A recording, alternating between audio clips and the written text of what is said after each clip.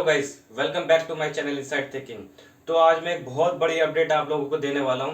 कुछ लोगों ने न्यूज़ सुनी भी होगी, जिन्होंने नहीं सुनी वो आज मेरी वीडियो देखकर उन्हें पता लग ही जाएगा। आज एक बहुत बड़ा अनाउंसमेंट हुआ है कनाडियन गवर्नमेंट की तरफ से, जिसमें बहुत बड़ा इम्पैक्ट आने जा रहा है स्टूडेंट जो लोग आने वाले हैं और या फिर आने की प्लानिंग कर रहे हैं। तो जिन दोस्तों, मैंने अपनी पहली वीडियो में पहले ही बता चुका हूँ कि कितनी हार्श कंडीशन यहाँ पे चल रही हैं। हाउसिंग अकोमोडेशंस को लेकर और जॉब्स को लेकर बहुत ज़्यादा क्राइसिस यहाँ पे आ रहे हैं। उसको देखते हुए गवर्नमेंट ने कुछ हार्ड डिसीजन लिए हैं। तो उसके अकॉर्डिंगली ये जो फैसला आया है दिसंबर 7 2023 को आया, यानी कि हमारे आज और इंडिया में इस वक्त हो रहा होगा दिसंबर 8।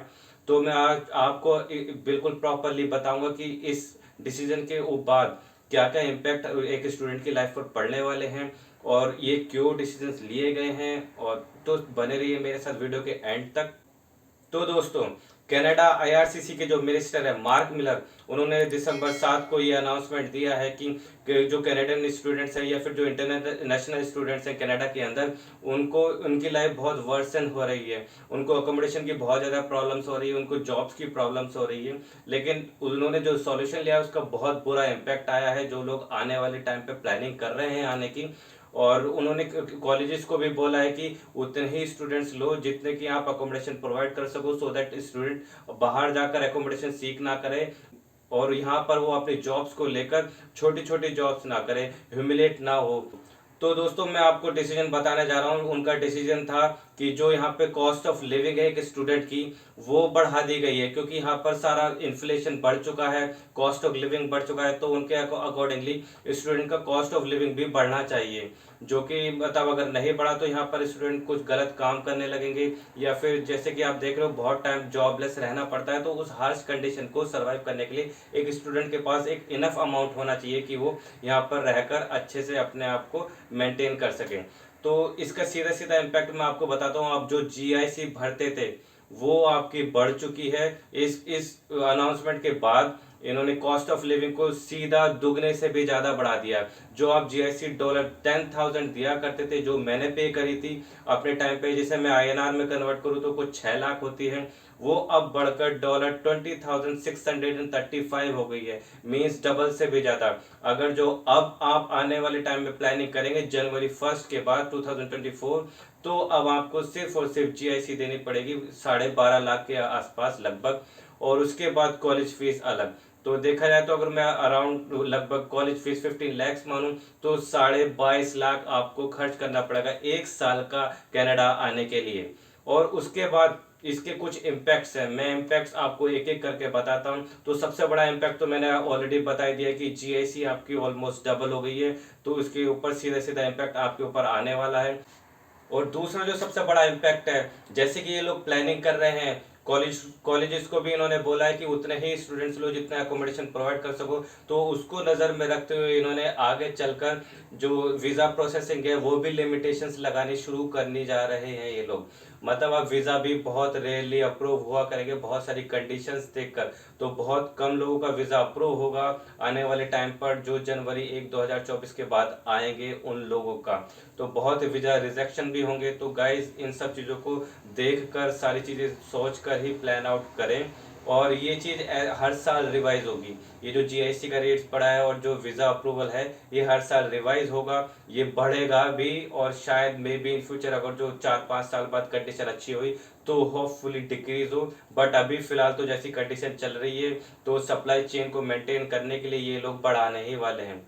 और एक नई अपडेट जो है, इन्होंने 20 आवर्स का लिमिटेशन जो था वो अप्रैल 31 तक बढ़ा दिया है। और मई के बाद फिर लिमिट हो जाएगी कि एक स्टूडेंट सिर्फ और सिर्फ 20 आवर्स पर वीक काम कर सकता है।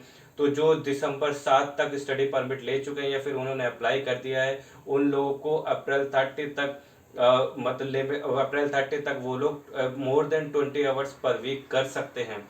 तो ये एक थोड़ी सी राहत है, बट उसके बाद फिर लिमिटेशंस लग जाएंगी।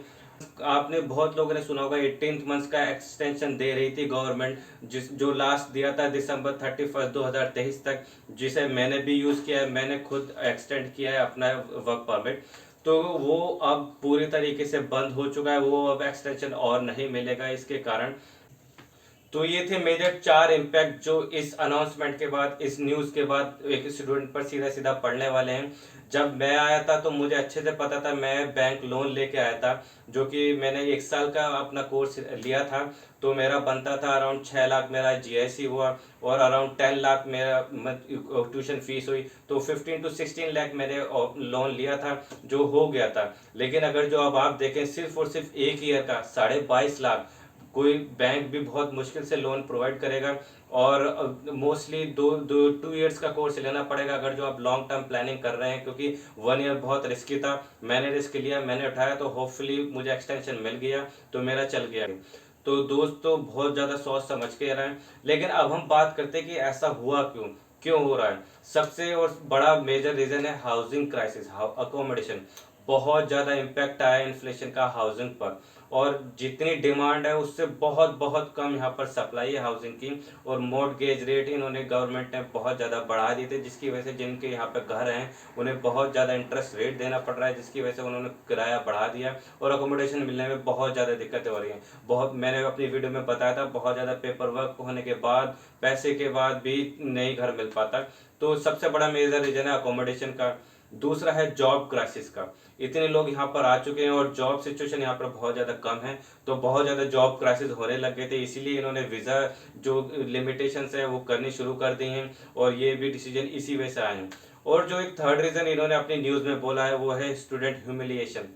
जो मैं आप मतलब आप बहुत लोगों को या तो पता होगा या नहीं भी पता होगा, यहाँ पर स्टूडेंट को जब जॉब नहीं मिलती तो वो छोटी छोटी कैश जॉब्स या फिर बहुत छोटी छोटी रेस्टोरेंट जॉब्स करते हैं, बहुत ही बेसिक प्राइस में। मतलब यहाँ पर जो बेसिक पे रेट है वो $17 पर आवर है, लेकिन मैंने खुद देखा है बंदों को $13 पर आवर और $12 पर आवर की जॉब करते हुए, उसके बाद टैक्स वैक्स काट के, तो बहुत नॉर्मल।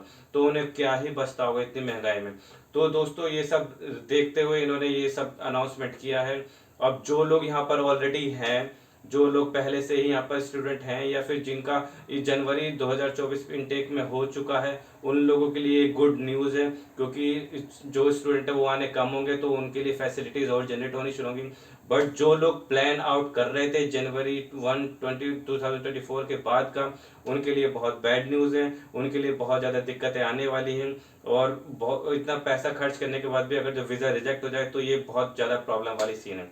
और एक बहुत बड़ा रीज़न भी आ गया पीआर गेन करने का। यहाँ पर पीआर का जो कट ऑफ रेट पहुंच गया वो 500 पहुंच गया है, और किसी किसी प्रोविंस में इससे भी ज़्यादा, जैसे टोरंटो में हो गया। तो 500 स्कोर एक नॉन अचीवेबल स्कोर है। बहुत ज़्यादा तुम्हें मेहनत करनी पड़ेगी, या फिर बहुत ज़्यादा पॉइंट्स सिक्योर करने पड़ेंगे उसे अचीव करने के लिए। तो ये सब मायने रखते हुए मैं अब भी रिकमेंड करूंगा कि गाइस बहुत ज़्यादा सोच समझ कर आएँ कनाडा, अपना प्लानिंग करके आएँ, अपनी स्टेबिलिटी चेकआउट करें कि आप सर्वाइव कर पाएंगे नहीं कर पाएंगे। तो दोस्तों अगर जो इस वीडियो से रिलेटेड आपको कोई भी क्वेश्चन हो, या फिर कोई बात और डिटेल में आप समझना चाहते हैं, तो आप मुझे कमेंट्स लिख दे सकते हैं। और इसका जो कैनेडियन ऑफिशियल साइट का जो लिंक है, जहाँ पर ये न्यूज़ डिस्प्ले हुई है, मैं उसका लिंक भी डिस्क्रिप्शन में दे दूंगा। आप प्रॉपरली उसको जाकर पढ़ लें, और उसमें कोई भी कन्फ्यूजन आती है आप मुझे रीच आउट कर सकते हैं। सोशल मीडिया पर भी मैं अपना लिंक दे दूंगा डिस्क्रिप्शन में। So thank you guys.